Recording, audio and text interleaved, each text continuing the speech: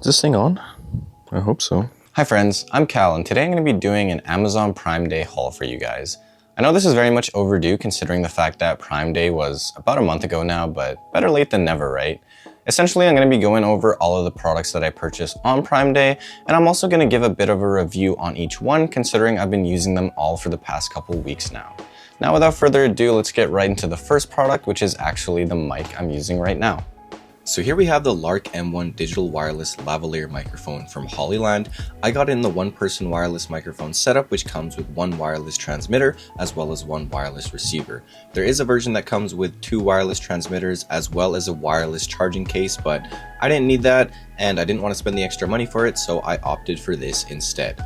I spent 89 Canadian dollars on this microphone and it's currently going for 99 Canadian dollars on Amazon. Now opening up the box, the first thing that you're going to see is the carrying case here. It's made out of a durable cloth material and it's quite compact, which makes it really portable and easy to carry. Opening it up, you'll see on the left side we have the microphone transmitter and on the right side we have the wireless receiver. There's also a pouch on the top here that holds two 3.5mm auxiliary cables as well as a windscreen. So after using this mic for about 2 weeks now, I can honestly say that it's probably one of the best options on the market right now in terms of wireless lavalier microphones. It's a really good budget option for beginners like me, and the sound quality is really great, as you can tell from this video. It's basically plug and play with any type of device, whether it be an iPhone, Android, camera, or even a PC, and the built-in noise cancellation does a good enough job for the price point. Both the transmitter and the receiver have a clip, which makes it really convenient to use in any setting, and the windscreen also does a great job in blocking out any noise when filming outdoors. I would 100% recommend getting this mic if you're getting started in content creation,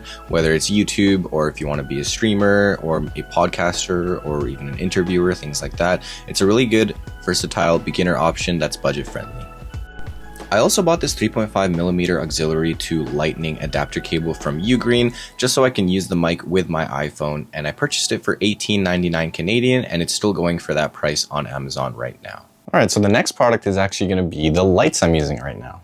This is the 5600K USB LED video light from Neewer, and it's another great budget option for any content creators who are trying to up their lighting game. These lights are small, but they really do pack a punch, and they're a lot brighter than you think. The brightness is adjustable, and it also comes with an adjustable tripod stand, which is great for shooting at different angles. There are also 3 different color filters in yellow, red, and blue if you want to change up the color in your scenes. I purchased a pack of 2 for $44 Canadian, and it's still going for that price on Amazon right now. Here's how I have the lights set up to record this video. I have one on either side, both aiming down towards the table to try and eliminate as many shadows as possible, and I think it actually turned out pretty well. And unrelated, but here's my scuffed phone stand setup. The next product I purchased is great for productivity, and it is this dry erase surface from Post-it. Essentially what it is it allows you to turn any surface into a dry erase whiteboard, whether it be a table or a wall or anything like that.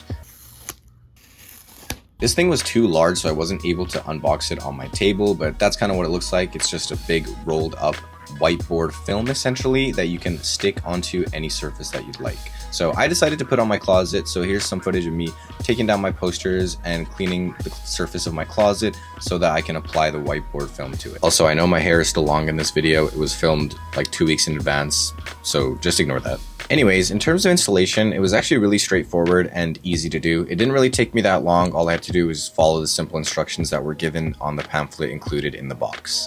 Unfortunately, it doesn't come with any dry erase markers or an eraser, so you'll have to buy those separately, but it does come with this cloth that you can use as an eraser, and they also suggest you use it to get rid of any air bubbles that are left when you install the film. But yeah, here's the finished product. Right now, I'm kind of just using it as a way to track my progress for the videos that I'm making, and also to write down my goals, but I'm blurring those out because I don't believe in sharing goals. So for the final product of this video, we have the Orsky S900 1080p dash cam.